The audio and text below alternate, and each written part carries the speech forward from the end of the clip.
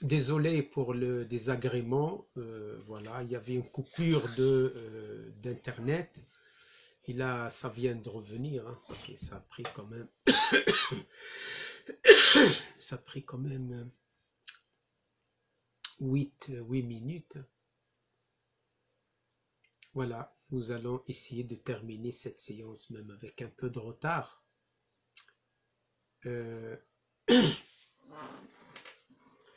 Alors, nous étions en train de parler de ce que chaque musulman et chaque musulmane doit concevoir intellectuellement vis-à-vis du Coran. Wa alaykoum salam, Naïm. Donc, ce que l'on doit tous avoir en tête concernant le Coran, la première idée, c'est de croire fermement, puisqu'il s'agit de croyance. Pour les musulmans, nous n'obligeons personne de croire à ce que nous croyons. C'est de croire fermement que la plus grande spécificité du Coran, c'est que c'est un livre saint, révélé à 100% sur le prophète sallallahu alayhi wa sallam venant d'Allah sallallahu alayhi wa sallam. Donc c'est un livre à 100% révélé. Il n'y a dans le Coran aucune introduction humaine. Pourquoi je vous dis ça? Parce que quand tu prends la Bible, tu trouves même les écrivains de la Bible, j'ose dire les écrivains de la Bible, ils divergent sur le même sujet. Vous avez les évangiles, par exemple, selon Matthieu, les évangiles selon... D'ailleurs, c'est les évangiles, c'est pas l'évangile. Vous voyez, selon Paul, selon Pierre, selon Jean, etc. Dans le Coran, on a un seul Coran. Nous avons un seul livre qui est recensé de A jusqu'à Z. Recensé ses lettres, 6 mots, 6 versets, 6 hizb, 6 juz, 6 thumun. Tout ça est recensé et connu par les spécialistes qu'on appelle les al-Qurra, les savants des lectures coraniques. Par exemple, parmi les recensions qu'ils nous livrent, ils disent le Coran contient 114 sourates, comme vous savez tous, 114 chapitres, 30 juz, 60 hizb. Ce sont des partitions coraniques que les spécialistes, parce que ça c'est en plus du Coran, c'est-à-dire c'est le texte coranique qui a été agencé selon ces partitions. 60 hizb, partie, 6236 versets. C'est la recension la plus vaste. 6236 versets. Nous avons les mots, ils ont recensé 77 845 mots dans le Coran. Ils ont recensé 337 733 lettres. Voilà, donc le Coran, il est vraiment recensé de cette manière-là, connu par cœur. D'ailleurs, c'est le seul livre dans le monde d'aujourd'hui, d'hier et de demain, qui est mémorisé par cœur de la Fatiha jusqu'à Nas. Aucun livre au monde ne jouit de cette mémorisation par cœur. Donc, nous devons croire en tant que musulmans que le Coran est divin. Le Saint-Coran est divin à 100%. Ça, c'est le premier point. Car si tu doutes, ce n'est pas la peine de rester musulman, je vous le dis. C'est le Coran lui-même qui le dit. Le Coran, il dit, si le prophète avait dit ou introduit dans le Coran quelque parole que ce soit. وَلَوْ تَقَوَّلَ عَلَيْنَا بَعْضَ الْأَقَاوِيلِ لَأَخَذْنَا مِنْهُ بِالْيَمِينِ وَلَقَطَعْنَا مِنْهُ الْوَتِينَ. Donc Allah lui-même nous dit, même le prophète n'a rien introduit dans le Coran. C'est pour cela les explications qui sont les hadiths du prophète sont en dehors du Coran. Et d'ailleurs, au début, quand les scribes du prophète ont commencé à écrire le Coran, le prophète leur a interdit d'une manière absolue d'écrire le Coran et le hadith sur le même support. C'est dans le Bukhari Muslim, ces paroles. Vous voyez? Et c'est pour cela qu'on a préservé le Coran de cette manière. Donc la première idée que nous devons, grande idée que nous devons allouer au Coran, c'est qu'il est à 100% divin. Deuxième élément, c'est qu'il est intemporel. Le Coran ne se limite pas à l'histoire comme veulent nous faire penser certains. Le Coran, il adopte, il ne s'adapte pas. Le Coran ne s'adapte pas parce que le Coran, il est venu en dehors du temps et de l'espace. Il est venu coacher les croyants. Pas seulement les croyants. Moi, j'ai toujours dit que le Coran, c'est la propriété de l'humanité. Toute l'humanité doit l'étudier et l'analyser. C'est pas grave, même s'il le critique. Mais il le critiquait, l'étudier d'une manière objective.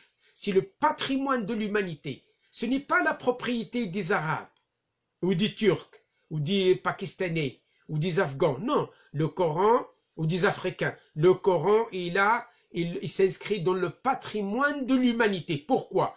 Parce que c'est un livre universel. Rahmatan lil alamin. Et donc, ce qui est censé Rahmatan lil alamin doit être à la portée de tout le monde, de le lire, de l'analyser, de le critiquer, il n'y a pas de problème.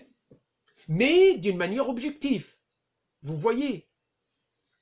Donc, le Coran est d'origine divine, il est intemporel, c'est-à-dire il ne rentre pas dans le temps et l'espace. L'espace et le temps ne le dominent pas, c'est lui qui les domine. C'est pour cela qu'il répond aux besoins de chaque génération selon leur capacité.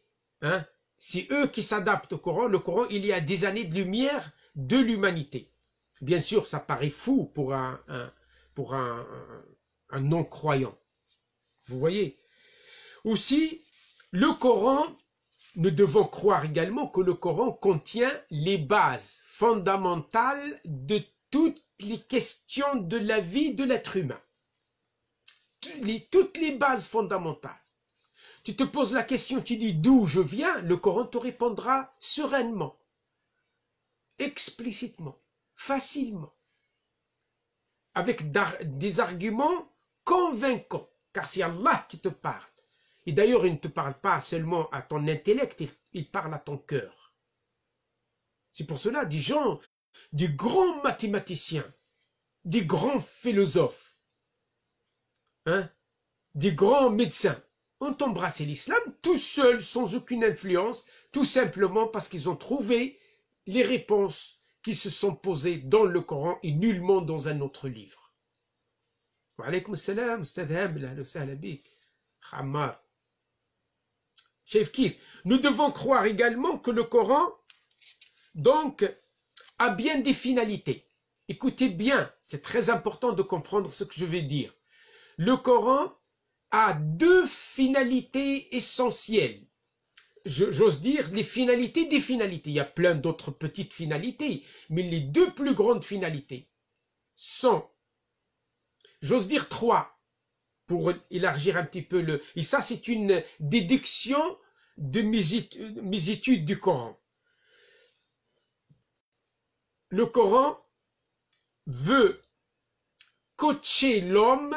Je ne parle pas des musulmans seulement, l'homme, même mécréant, même athée, même agnostique.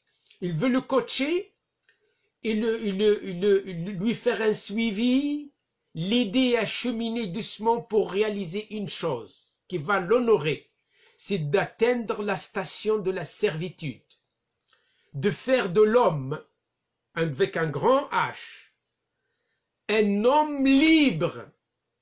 Alaykoum salam, Samir, Samir, le Coran est un livre qui veut tellement réformer l'homme tous les hommes sur terre, s'ils veulent, même s'il n'est pas croyant, il peut trouver plein de réponses à ses problèmes. Il veut tellement le réformer à tel point de le libérer de tout ce qui n'est pas Dieu. Wa alaykoum salam, Akhi Abdelrahman.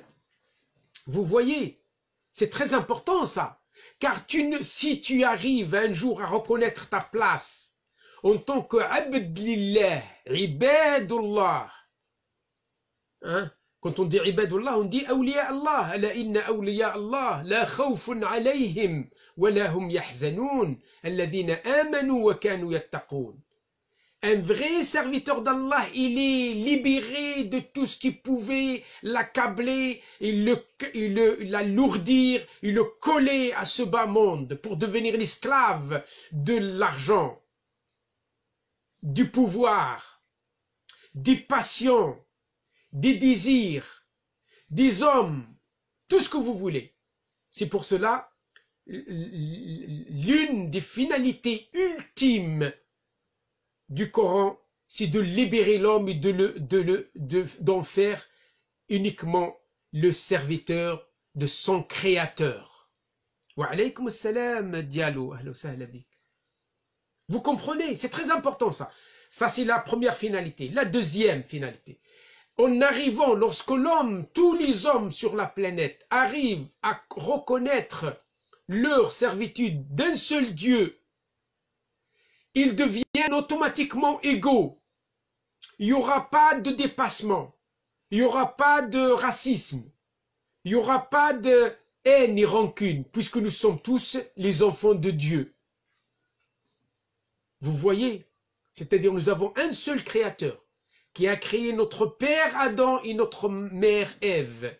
Quand on sait que nous sommes que des serviteurs de Dieu, on n'est pas serviteur de la dunya, on n'est pas serviteur de l'argent, on n'est pas serviteur du pouvoir, on n'est pas serviteur des passions, on n'est pas serviteur des désirs, des plaisirs éphémères de ce bas monde. On va vraiment être libre.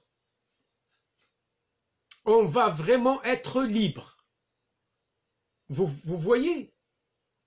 Deuxième, c'est la concrétisation de la divinité d'Allah, de faire des hommes des serviteurs d'Allah, de Dieu, et que l'homme reconnaisse la divinité d'Allah, qu'il n'est serviteur que de Dieu. Donc c'est dans cela, en quelque sorte, libérer l'homme de tout ce qui n'est pas Dieu. Wa alaykoum salam. Non, alhamdulillah, je suis guéri, il n'y a pas de problème. J'avais un petit rhume l'autre fois, mais c'est tout. Barakallahu fikum. Le troisième élément, c'est de réaliser quelque chose sur terre. Il n'y a que le Coran qui parle de ça.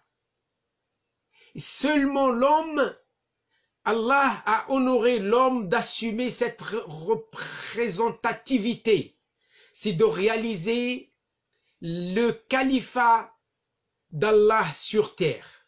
Donc, les trois grandes finalités coraniques, le Coran il est venu nous coacher pour faire de nous des véritables serviteurs de Dieu, donc libres de tout ce qui n'est pas Dieu, de faire d'Allah Ta'ala notre unique Dieu, ni l'argent, ni la dunya, ni le pouvoir, ni rien du tout. Troisième élément, de nous permettre de réaliser le califat de Dieu sur terre. C'est très important. Mais quelle noblesse de caractère. Si vous avez remarqué ces trois-là, être un vrai serviteur de Dieu, donc tu vas comprendre que tous les hommes, sans considération de couleur, sans considération d'ethnie, sans considération de pouvoir, donc ils sont frères et sœurs puisque nous avons le même papa et la même maman, c'est Adam et Ève. Donc il y aura une égalité totale entre les humains, au moins dans la tête, au moins théoriquement, parce qu'il y aura toujours des récalcitrants, vous le savez. Quand on comprend que nous sommes là sur terre pour représenter Allah dans tout ce qui est bien, C'est ce que le Coran appelle Khalifatullahi fil ard. Dans le Coran, la sourate la Vache, Allah dit aux anges, je vais mettre sur terre un calife. Un calife, c'est-à-dire un représentant du bien, c'est-à-dire d'Allah sur terre. Parce qu'il n'y a pas que nous, attention, sur terre. Il n'y a pas que nous. Il y avait d'autres créatures qui nous ont devancés, qui ont habité la terre, mais qui n'ont pas bien assumé leur califat. Donc Allah Ta'ala nous a créés, nous, pour ce but-là. 3 éléments. Et dans ça, dans le fait de réaliser le califat de Dieu sur terre, il y aura plein de retombées positives, entre autres l'égalité. L'égalité dans la redistribution des richesses. Il n'y aura pas de pillage comme fait l'Occident aujourd'hui vis-à-vis du tiers-monde, malheureusement. Vous voyez, il y a 20% des plus forts qui vivent au détriment de 80% des plus faibles. Pourtant, les 20% n'ont aucune matière première dans leur sol. Tout vient, par exemple, d'Afrique ou d'Asie. Et pourtant, ceux qui en bénéficient le plus, c'est l'Occident. L'Amérique, l'Europe, un petit peu l'Asie, l'Australie, etc. C'est dramatique. On est devenu pas du tout humain. Même le concept humain, on l'a perdu. Eh bien, le Coran, il est là pour nous coacher, pour nous aider à nous réformer. Car Allah dit dans le Coran, écoutez bien, il dit « Inna Allah la yughayyiru ma biqawmin hatta yughayyiru ma bi anfusihim » Allah ne changera pas les circonstances d'un peuple jusqu'à ce qu'ils changent dans leur fort intérieur. Ils se réforment eux-mêmes. Après, Allah Ta'ala est capable de réformer tout ce qui les entoure. Après la pause, Inch'Allah, nous allons continuer, bi'idhnillah.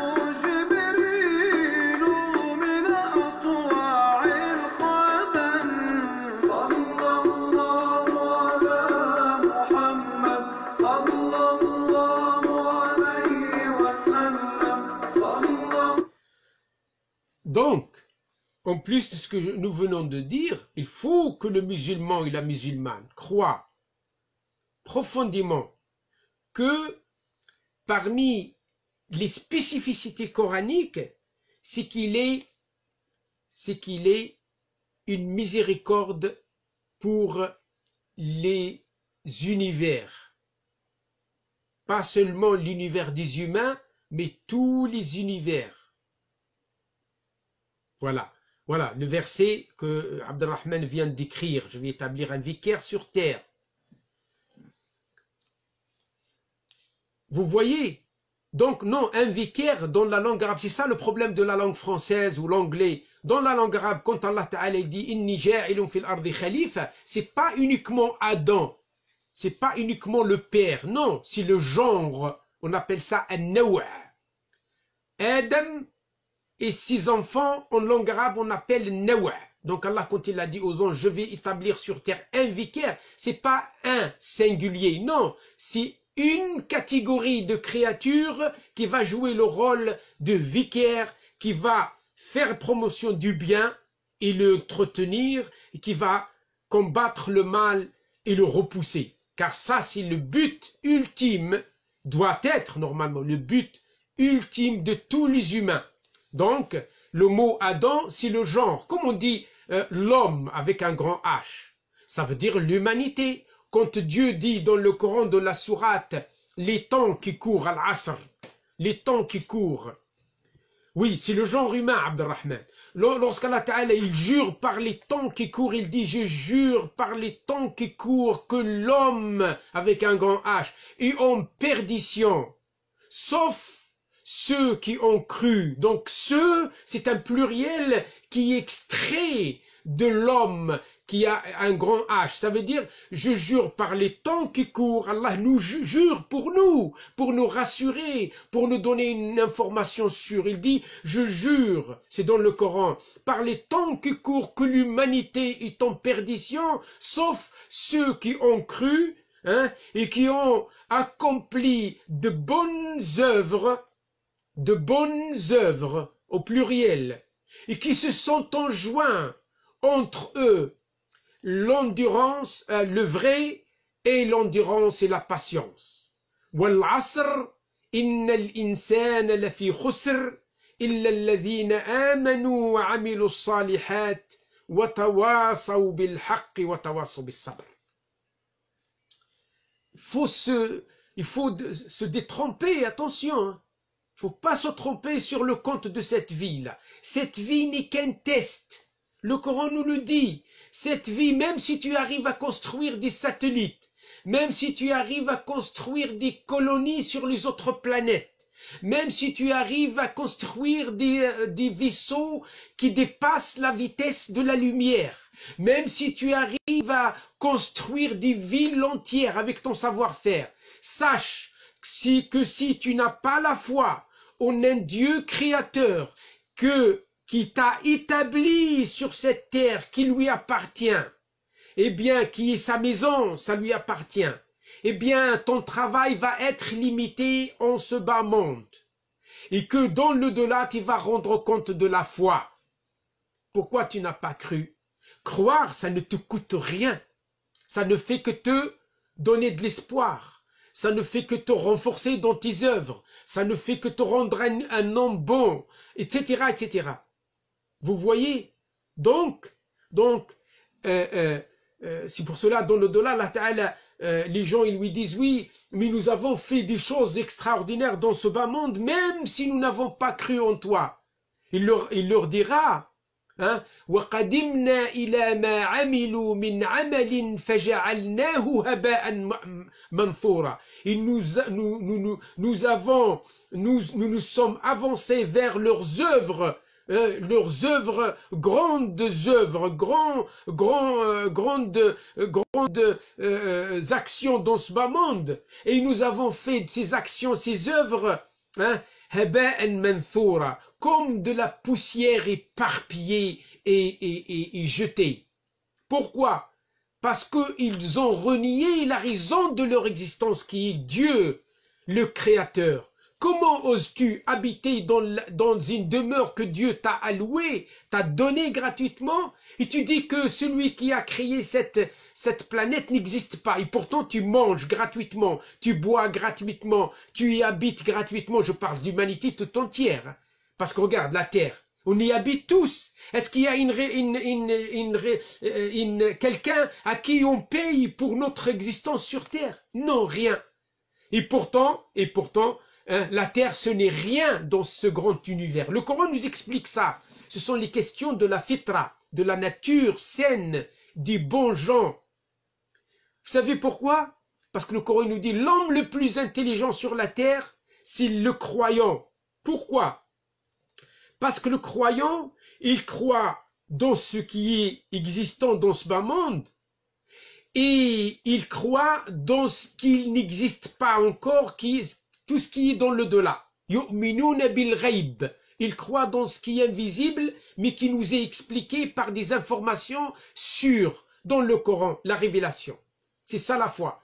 Tu me dis oui, mais les plus grands inventeurs du monde, c'est des athées en général. Pas sûr. Hein? Einstein était un croyant. Il croit que derrière cet univers, il y avait un grand esprit qui a organisé l'univers. Vous voyez? Pourtant, c'est un grand inventeur, Einstein. Mais au fond, il est Pascal. Pascal, d'ailleurs, il est croyant. Hein? Tous les grands philosophes, à part quelques philosophes français des Lumières, qui ne croient pas vraiment. Mais en grand, majoritairement, ils croient. Même s'ils ne croient pas en Allah, en Dieu, en God, Elohim, etc. Mais ils croient qu'il y a un esprit organisateur de cet univers. Vous voyez? Ah donc, celui qui ne croit pas n'est pas plus intelligent que toi. Pourquoi? Parce que lui, il ne croit qu'en ce qu'il voit. Si tu ramènes, par exemple, un animal, il ne croit qu'en ce qu'il voit. Tandis que le croyant, il dépasse l'animal dans sa croyance limitée à la matière. Le croyant, il croit en ce qui est au-delà de la matière. En tout ce qui est eschatologique. Pourquoi? Parce qu'il nous vient d'une information sûre, de la révélation avec un grand R. Donc, c'est pour ça que je voulais résumer un petit peu pour vous qu'est-ce qu'un musulman doit croire vis-à-vis du Coran. Un musulman ne remettra jamais la parole de Dieu en cause. Jamais. Même s'il passe sa vie en prison. Si vous étiez par exemple dans un pays athée, comme la Chine. La Chine aujourd'hui, elle persécute 25 millions de Ouïghours turcs, c'est un peuple turcophone. D'ailleurs, la Chine, elle a occupé leur territoire depuis 1949. Vous voyez? Et elle a commencé à les assimiler. Qu'est-ce que ça veut dire assimiler à la chinoise? C'est de transformer leur foi en athéisme. Ils ont transformé maintenant, vous le savez tous, ils ont transformé les mosquées en musées, ils ont interdit le jeûne, vous voyez? C'est très grave. Pourquoi? Parce que les officiels chinois ne croient que dans la matière. Ils travaillent, vous avez vu le travail acharné qu'ils font, c'est pour établir leur paradis dans ce bas monde, parce qu'ils ne croient pas dans l'au-delà. Ils croient que lorsqu'on meurt, on ne sera pas ressuscité. Et d'ailleurs, un croyant doit croire en 6 éléments. De croire en Dieu, en ses livres, en ses messagers, en ses anges, au jour du jugement dernier, et de croire dans le destin, un parti entre le bien et le mal. Ça, c'est le croyant.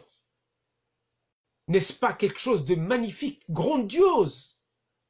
Un athée miskin, il est limité à la matière. Et pourtant, il se croit le plus intelligent du monde. Vous voyez? Donc c'est ça. Oui, ne pas faire de distinction, ça fait partie de notre croyance. Nous, musulmans, ça fait partie de la croyance du Coran. C'est-à-dire que nous croyons dans tous les messagers. Des gens du livre, les messagers juifs, les messagers envoyés aux Juifs, envoyés aux autres peuples qui ont précédé le prophète Mohammed. Le Coran, il en a mentionné 25. Mais il y en a plus de 300 000. Vous voyez?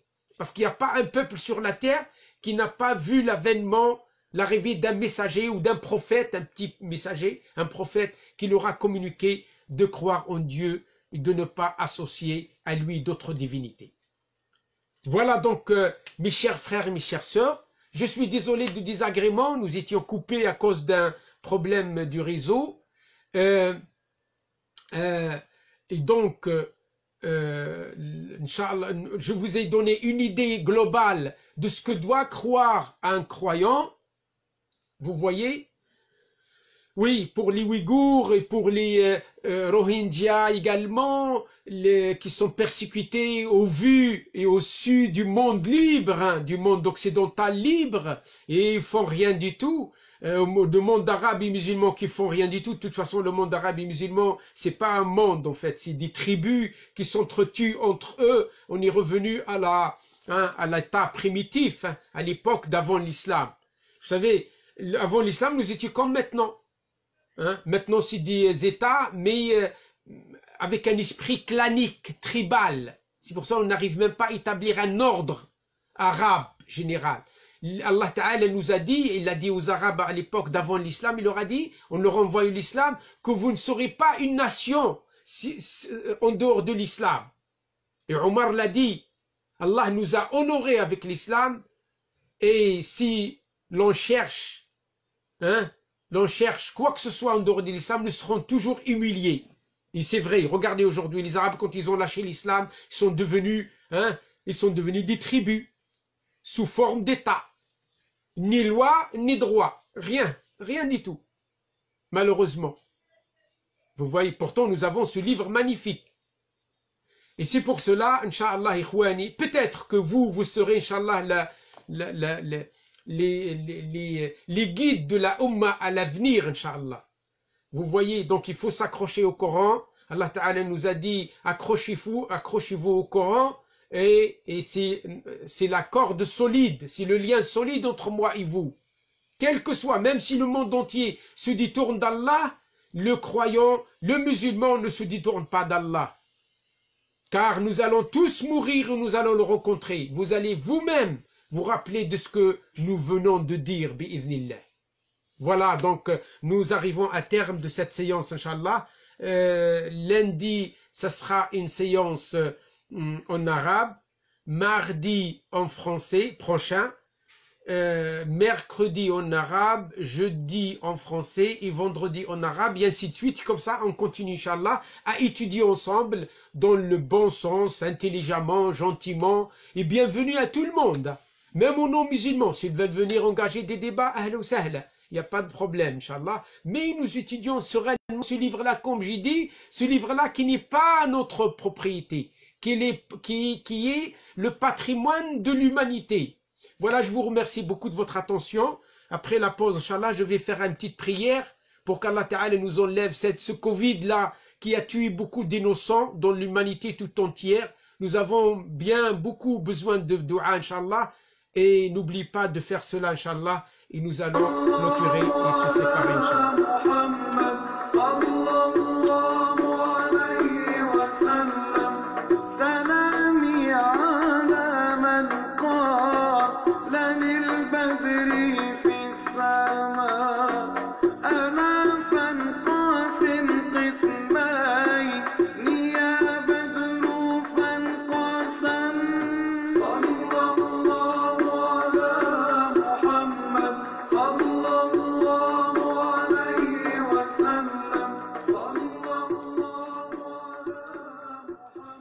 Wa alaykoum salam pour les frères qui viennent d'arriver là. Merci beaucoup à vous tous. Merci à Diallo, merci à Ali, merci à Sami, merci à Sidra, merci à tous les frères et toutes les sœurs qui nous ont accompagnés. Inch'Allah, nous allons continuer. Inch'Allah, tous les jours, il y a un petit live, Inch'Allah, d'une petite demi-heure, Inch'Allah, pour ne pas être trop lourd pour vous. Mais nous allons donner que ce qui est très important à comprendre et à connaître par rapport à l'islam et au Coran. Bismillahirrahmanirrahim. Alhamdulillahi Rabbil Alamin. Wassalatu wassalamu ala Sayyidina Muhammad wa ala alihi wa sahbihi ajma'in. Allahumma atina afdala ma atayta ibadak as-salihin wa taqabbal minna innaka anta as-sami'ul alim wa inna ala dhikrika wa shukrika wa husni ibadatika ya Rabbil Alamin. Allahumma laka aslamna wa bika amanna wa alayka tawakkalna wa ilayka anabna wa bika خاصمنا اللهم إنا نعوذ بعزتك لا إله إلا أنت أن تضلنا أنت الذي لا يموت والجن والإنس يموتون اللهم إنا نسألك من خير ما سألك منه نبيك محمد صلى الله عليه وسلم ونعوذ بك من شر ما استعاذ بك منه نبيك محمد صلى الله عليه وسلم اللهم أنت المستعان فأعنا وعليك البلاغ والتكلان يا رب العالمين لا حول ولا قوة إلا بك يا الله لا حول ولا قوة إلا بك يا الله لا حول ولا قوة إلا بك يا الله حسبنا الله ونعم الوكيل حسبنا الله ونعم الوكيل حسبنا الله ونعم الوكيل نعم المولى ونعم النصير اللهم يا فاطر السماوات والأرض يا عالم الغيب والشهادة لا إله إلا أنت ربنا ورب كل شيء مليكنا ومليك كل شيء نعوذ بك من شر أنفسنا ومن شر الشيطان وشركه اللهم لعلمك الغيب وقدرتك على الخلق اللهم احينا ما علمت الحياة خيرا لنا وتوفنا ما علمت الوفاة خيرا لنا اللهم إنا نسألك خشيتك في الغيب والشهادة والشهادة، ونسألك كلمة الإخلاص في الرضا والغضب، ونسألك القصد في الغنى والفقر، ونسألك نعيما لا ينفد، ونسألك قرة عين لا تنقطع، ونسألك الرضا بالقضاء، ونسألك برد العيش بعد الموت، ونسألك لذة النظر إلى وجهك الكريم، ونسألك الشوق إلى لقائك يا رب العالمين في غير ضراء مضرة ولا فتنة مضلة. اللهم زينا بزينة الإيمان، اللهم زينا بزينة الإيمان، واجعلنا هداة مهتدين غير ضالين ولا مضلين يا رب العالمين. يا حي يا قيوم برحمتك نستغيث، نستغيث من هذا الفيروس القاتل الماكر فاغثنا. اللهم أغث البشرية أجمعين من هذا الداء وهذا الفيروس يا رب العالمين. اللهم احفظنا واحفظ المسلمين والمسلمات والمؤمنين والمؤمنات، واحفظ البشرية أجمعين من هذا المرض الخبيث يا رب العالمين يا أرحم الراحمين. اللهم ارفع مقتك وغضبك عنا، اللهم ارحمنا فإنك بنا راحم، ولا تعذبنا فإنك علينا قادر، والطف بنا بما جرت به المقادير، كما لطفت بالأجنة في بطون أمهاتها يا رب العالمين. اللهم حبب إلينا الإيمان وزينه في قلوبنا، وكره إلينا الكفر والفسوق والعصيان. لا تجعل الدنيا أكبر همنا ولا مبلغ علمنا، ولا تسلط علينا بذنوبنا من لا يخافك ولا يرحمنا. اللهم اغفر لنا ولوالدينا وللسادة الحاضرين والسيدات الحاضرات والديهم، وللمسلمين أجمعين، ولمن صنع معنا معروفا وصنعنا معه معروفا من المسلمين والمسلمات والمؤمنين والمؤمنات الأحياء منهم والأموات. واغفر لنا ولوالدينا ولمشايخنا ولمن علمنا ولأصحاب الحقوق علينا. سبحان ربك رب العزة عما يصفون، وسلام على المرسلين، والحمد لله رب العالمين. وصل وسلم وبارك على سيدنا محمد وعلى آله وصحبه أجمعين، والسلام عليكم ورحمة الله وبركاته. الرسول قام يرد الليالي، صاحب الرسول أصحاب الشرف